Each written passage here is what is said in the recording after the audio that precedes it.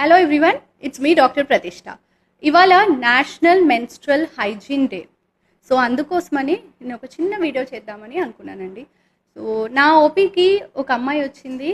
అమ్మాయితో పాటు వాళ్ళ మదర్, ఫాదర్ అండ్ బ్రదర్ కూడా వచ్చారు.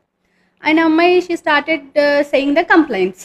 ఏంటి పీరియడ్స్ అని, పీరియడ్స్లో problems she's discussing with me everything. తను పీరియడ్స్ మెన్స్ట్రుయేషన్ అనగానే వాళ్ళ ఫాదర్, బ్రదర్ అందరూ ఓపీ రూమ్లోంచి వెళ్ళిపోయారు. So why? My question is ఎందుకని? మెన్స్ట్రల్ హైజీన్ గురించి అమ్మాయిలకే కాకుండా అబ్బాయిలకి కూడా అన్నీ తెలిసి ఉండాలి. So that they will help to prevent the complications of menstrual unhygiene. So menstrual hygiene గురించి నేను ఇంకో వీడియో చేస్తానండి. బట్ ఒకవేళ హైజీన్ ఫాలో కాకపోతే ఏమి ఇబ్బందులు రావచ్చు అనేది నేను ఇప్పుడు చెప్తాను.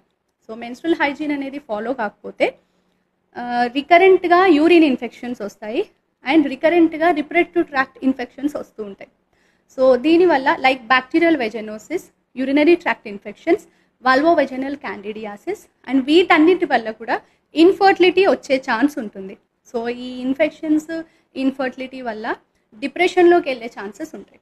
సో ఓవరాల్గా మెంటల్ హెల్త్ అనేది అఫెక్ట్ అయ్యే ఛాన్స్ ఉంటుంది. క్వాలిటీ ఆఫ్ ద లైఫ్ అనేది తగ్గుతుంది.